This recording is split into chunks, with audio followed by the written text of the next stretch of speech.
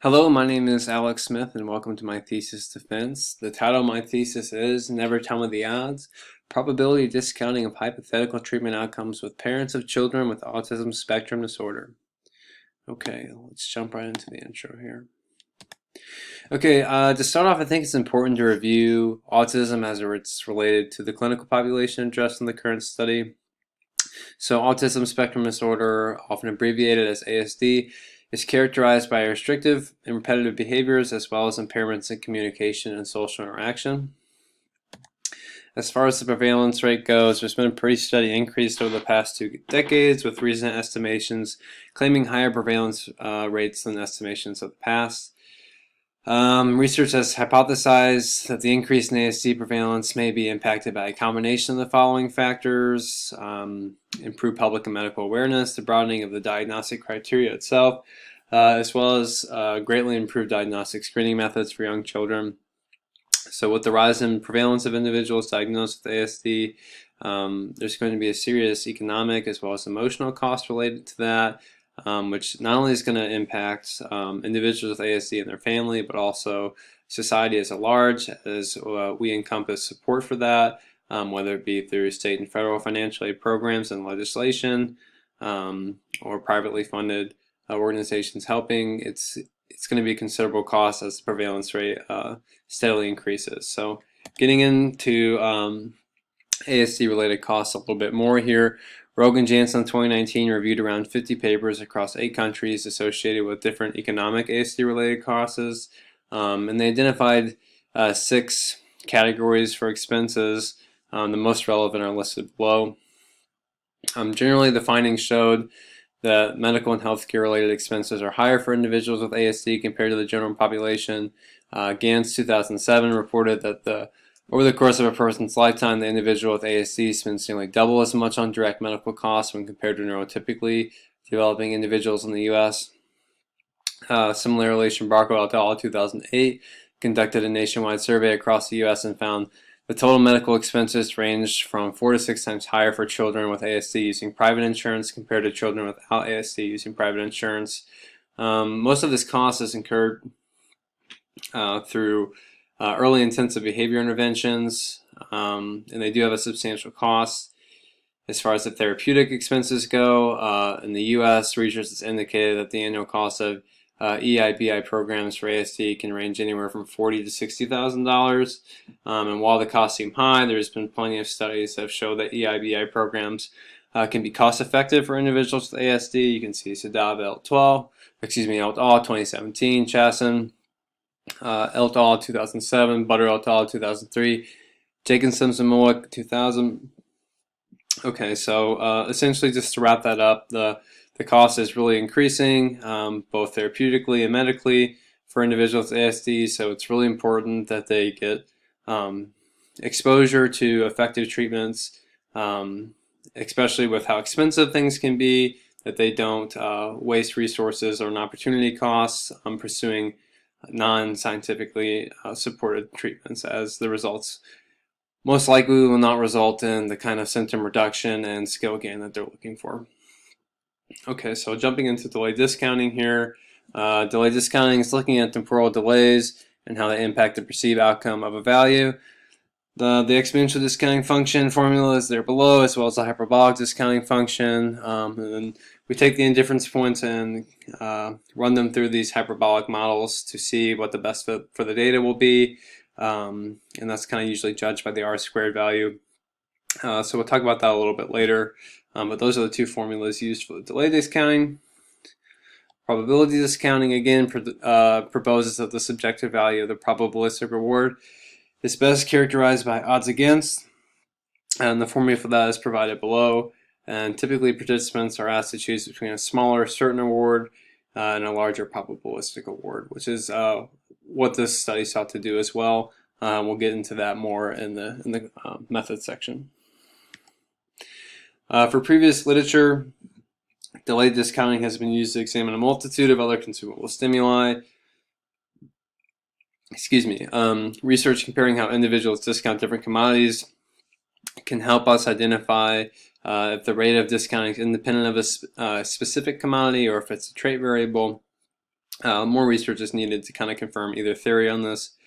Odom et al. 2002 examined how delays impact the rate of discounting for varying treatment outcomes for adults, and found that the treatments were discounted very much in the typical hyperbolic fashion, whereas as the delay to the desired treatment outcome was increased, the subjective value of the outcome decreased. Call found something similar, but he was using the population of parents of children with developmental delays, and he found that as the receipt of the receipt of the reward increased, the subjective value of that actual treatment decreased. So to kind of put that into perspective, he found that on average a treatment only retained 84% of its value if it required 6 months to obtain complete cessation of a target problem behavior. So again, what's that mean for behavior analysts? Well, you might need to be recommending treatments that have a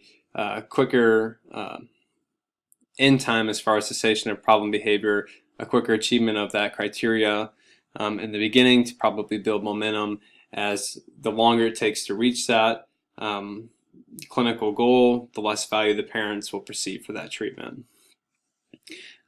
Okay, so moving on to the present study. The purpose of the current study is to evaluate the extent to which parents discount the value of hypothetical treatment outcomes as a result of probability of symptom reduction.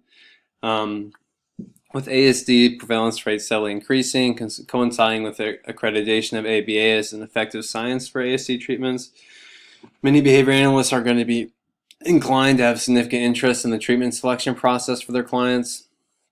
We're additionally obligated to advocate for effective treatments that are empirically supported by our code of ethics. So it's going to be interesting to see if probability plays a part in how parents value treatments in the future, especially when considering the opportunity costs of not pursuing empirically supported treatments can be quite serious. So in the current study, participants were exposed to 2 discounting conditions: a hypothetical monetary delay discounting questionnaire and a hypothetical treatment outcome probability discounting questionnaire. Specific research goals included the ones you see there below. Okay, move on. Okay, for the methods, table 1, you can see a detailed outline of the demographic information. There's 30 participants. The mean age was 39 years old. The mean number of children they had was 2. The most commonly reported disability was autism with 12, followed by Down syndrome with 3. And the mean weekly treatment hours was 12 for the parents with a child with a disability. And so the group data the data set was collectively put into 2 groups based on whether the participant had a child with a disability or not, and it worked out evenly where there was 15 participants in each group. Okay, as far as procedure goes, informed consent, demographic information. They took the monetary award temporal discounting survey, followed by the treatment outcome probability discounting survey, and then a parental stress report survey at the very end. So for the delay discounting questionnaire, the delay, it had 63 multiple choice questions. For each question, participants were asked to choose between 2 hypothetical monetary awards. One would be delivered today and another would be received after a specified delay. Each question was presented in the following manner: which would you rather have, 65 today or 75 in 3 weeks? And the delay monetary award had a fixed magnitude of 75, and the magnitude of the immediate monetary award was presented in a descending order across values ranging from $75 to $5. And the delays presented were 1 week, 1 month, 3 months, 6 months, 1 year, 1.5 years, and 2 years. For the probability discounting questionnaire, there was 5 sections with 10 questions per section, and participants were asked to choose between a guaranteed percentage of symptom elimination or a probable chance to eliminate all symptoms. So what that looked like was they were asked, which would you rather have, guaranteed elimination of 90% of symptoms or 20% chance to eliminate all symptoms. And the probability value or the guaranteed symptom elimination percentages were 90, 75, 50, 25, and 5%. So for the data analysis, there's indifference points calculated for both the temporal discounting and the probability. And then as far as measuring and comparing how they were discounted within the two groups, we looked at area under curve. We also fitted the data to the hyperbolic and exponential equations to see which one was the best for the data. For probability, the values used in the study, as mentioned here, were then converted for odds against, so the 0.9 converted to 0.11 and so on, as you see. As I said earlier, data was analyzed as one group collectively and also separately into the two groups. So the control group refers to the parents of children without a disability, where the experimental group refers to the parents of children with a disability. It's important to note that there was no alterations done within the procedures. The control group and the experimental group went through the procedures in the exact same way. That's purely aesthetic, the name. So then visual analysis of the nonlinear regression models and AUC bar graphs were looked at, as well as some Pearson correlations. Okay, let's see. So results, figure 1 depicts how hypothetical monetary rewards were discounted across temporal delays. The median different points at each delay were run through a nonlinear regression, as you see here. And this is the exponential model, as it accounted for more variance, 97%. And the hyperbolic model, who accounted for only 89%.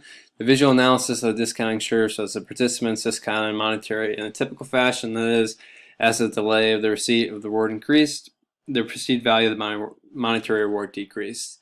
And the same pattern was seen when the data sets were grouped here in figure 2. Again, the exponential model was the best fit for the data.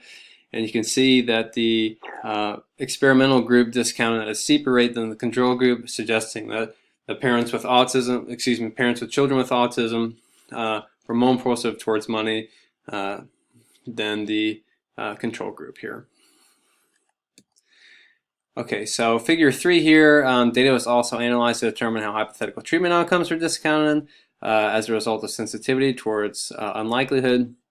So figure 3 displays the median different points fitted with the hyperbolic discounting function of the non-group data set. So here the hyperbolic model actually accounted for the more variance, which has been shown in previous literature with 0.97 R-squared value. The exponential had 0.90, so pretty close, but again the hyperbolic was a better fit. And visual inspection shows that the median different points for the participants declined as odds against winning increased. And again, a similar trend was observed when the data was grouped into two. Okay, so here we see again in figure 4, that the fitted median difference points for the probability discounting condition for each group. So again, hyperbolic was the best fit for both groups here. And the visual inspection suggests that the control group discounted hypothetical treatment outcomes more steeply compared to the experimental group. So oddly a flip between the two commodities here as far as how the groups discounted. Pearson's correlation found no difference in AUC between the control and experiment group with a p-value of 0.317. But again, this analysis is probably limited with a small sample size. Figure 5. Here is the proportional AUC values for each group. So in the dark you have the money rewards condition, and then the pattern you have the probabilistic treatment outcomes. And you'll see, let's see. So so when you're looking at it here, the AUC values, 13 out of the 50 participants in the control group were higher in the monetary discounting condition compared to the treatment out condition, and similarly 14 out of 15 participants in the control group had higher AUCs in the delayed monetary discounting condition. So that's suggesting that overall the parents were less impulsive towards money and more impulsive towards the treatment outcome, the probabilistic treatment outcomes. So also for the non-group data set, Pearson's correlation was run to compare the AUC values of the two commodities, and found no significant difference between the two commodities. Grouping the data set offered some limited statistic findings for the control group.